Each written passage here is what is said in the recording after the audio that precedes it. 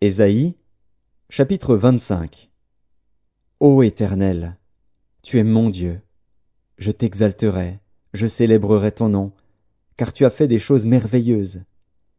Tes desseins conçus à l'avance se sont fidèlement accomplis.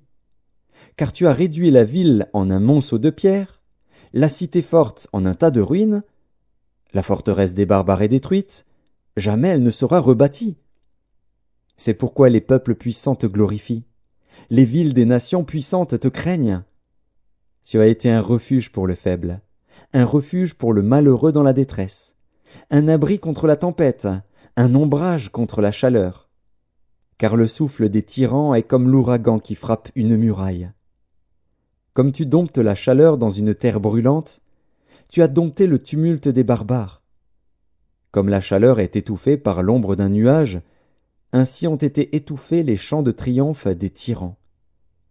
L'Éternel des armées prépare à tous les peuples, sur cette montagne, un festin de mets succulents, un festin de vin vieux, de mets succulents, pleins de moelle, de vin vieux, clarifié.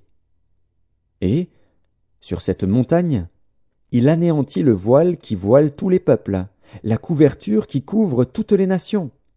Il anéantit la mort pour toujours. Le Seigneur, l'Éternel, essuie les larmes de tous les visages. Il fait disparaître de toute la terre l'opprobre de son peuple. Car l'Éternel a parlé.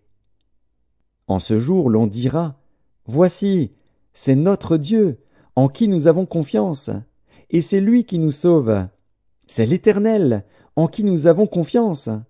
Soyons dans l'allégresse, et réjouissons-nous de son salut.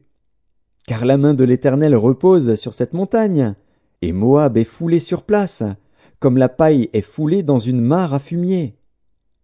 Au milieu de cette mare, il étend ses mains, comme le nageur les étend pour nager. Mais l'Éternel abat son orgueil, et déjoue l'artifice de ses mains. Il renverse, il précipite les fortifications élevées de tes murs, il les fait crouler à terre, jusque dans la poussière.